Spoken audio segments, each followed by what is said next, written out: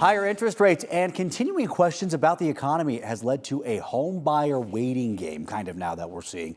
And some younger generations say it could have them bypassing their traditional starter home altogether.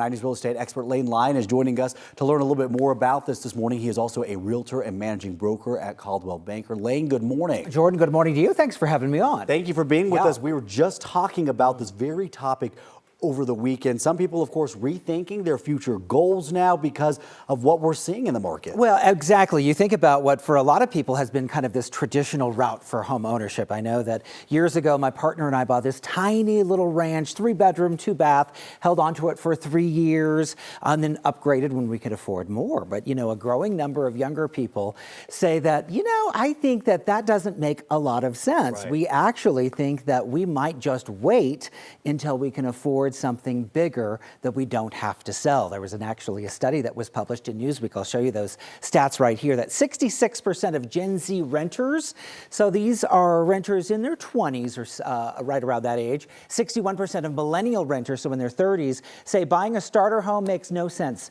anymore. They would rather save their money and buy something later and just skip that step of having a starter home for just a couple of years and then upgrading into something later, because right now with the prices, they say that just doesn't work anymore. So basically renting until they're ready to buy that bigger home down the road. Absolutely. Who knows how long you have to wait for that though anymore. It's funny that you were saying your 3-bed, 2-bath was, you know, a cute little starter home. Right. Now, who knows what that would price for? Again, my house when we bought it was 2-bed, 1-bath, and that was supposed to be the cute little starter home. We now know what happened. Times have changed and prices have changed. Yeah. We're sensitive to that as well. And a starter home of yesterday is not necessarily a starter home. Right. So what is this doing on the market? What's the impact of all of this? Well, we're starting to hear over and over from buyers of all ages, quite frankly, who are waiting right now. They're waiting for a lot of reasons. If they're younger, perhaps Gen Z or millennial, maybe they're priced out of the market right now. Right. So they're just waiting and saving maybe for that larger home.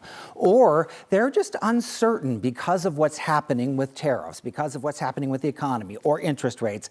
And I have to tell you, this is where bringing in an expert can really help, because I have to tell you, there are some real opportunities for buyers out there. We're seeing a large amount of inventory here in the Denver area. We're seeing sellers who are what I will call fatigued. They've been on the market for 1, 2, 3 months. They are willing to negotiate with some buyers right now, maybe far below what they would have set out initially to do. So even though there may be some younger buyers saying, I'm going to wait, it's hard to guarantee what those prices may look like down the road. Right. We know right now there are some great opportunities. Well, that's what I was thinking about when we're talking about people who are renting till waiting for that perfect time.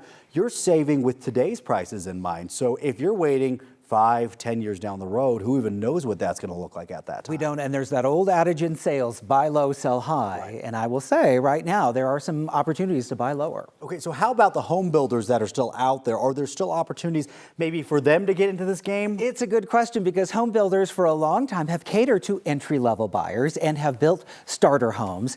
And I will tell you, Jordan, every single day I have emails in my inbox about financing incentives, deep discounts on pricing, design upgrades. So they are certainly trying to bring the home buyers in. Again, some great opportunities because of our inventory, because of the market right now. And I will say, yes, it might make sense to skip that starter home, especially if you don't like the idea of trading it in later.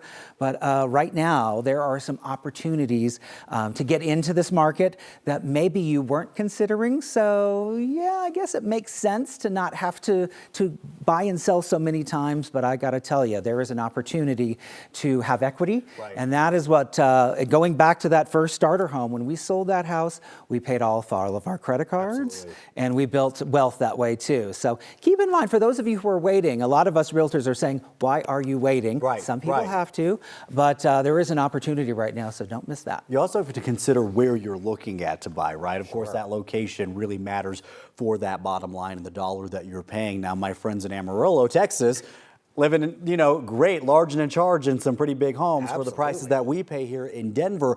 But at the same time, then you got to live in Amarillo, Texas. Well, hey, you know what? They've got the room. Let's go visit. Well, always welcome back at Mama's house. All right, Lane, thank you so much.